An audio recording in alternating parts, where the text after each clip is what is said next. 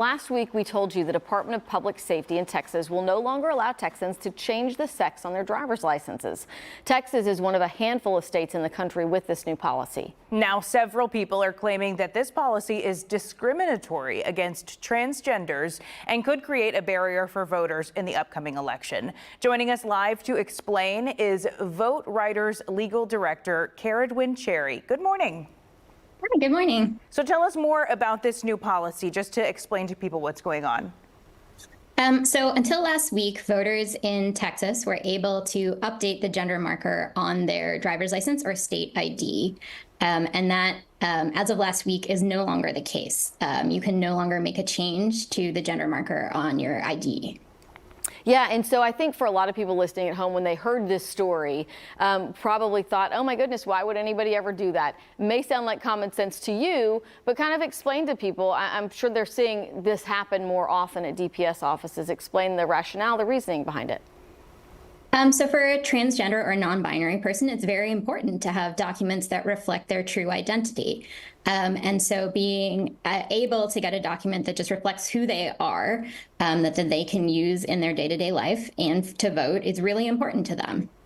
But aren't poll workers just looking at your name and address anyway? Are they really even checking the ID on a license? Yeah, so that's correct. The law in Texas does not require that the gender marker on your ID match what's on the voter registration roll or how a poll worker perceives your gender. But the reality is we know that many poll workers kind of take this into their own hands. And we have seen instances where voters are intimidated and by the fact that they may not have a gender marker that correctly reflects their identity. And so our main concern is that voters will either face intimidation at the polls or simply be afraid to turn up and show up and vote at the polls due to this gender marker mismatch. Yeah, and like right now, since this is going on, we should probably let people know that there are other forms of identification that are acceptable, 7 different types of identification, right, that people could use when they go vote? That's right. Texas has a photo ID law, and there are a list of 7 different types of identification you can use to comply with that. There is also the option if that you're not able to get one of those photo IDs, you can also sign a document called a reasonable impediment and bring a secondary ID, one that doesn't have a photo, something like a utility bill, and you're still able to cast a ballot that will be counted. Do you have a number or an estimate for how many people you think would actually be hesitant to show up at the polls because of this? I think one thing to know about voter ID laws is it's very, very difficult to measure the true impact of them. Obviously, we can count the number of people who show up and cast a ballot that then isn't counted because they didn't bring ID on the day.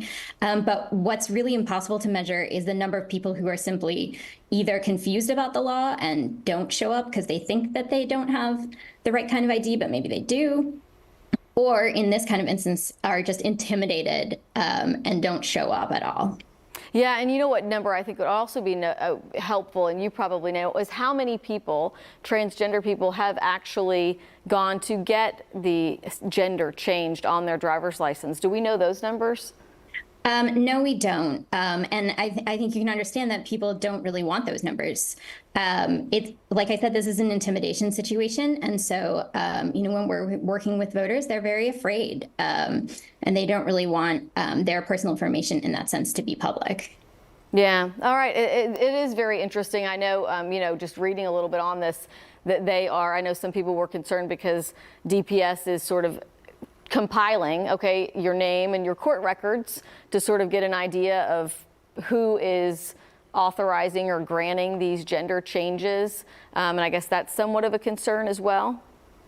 Yeah, I think that we have to take into account that this is happening against a broader background, both of increasingly strict voter laws and voter ID laws, and also increasingly threatening laws related to trans and non-binary folks. And so this is just it's not happening in a vacuum. It's happening in a really scary environment for these voters.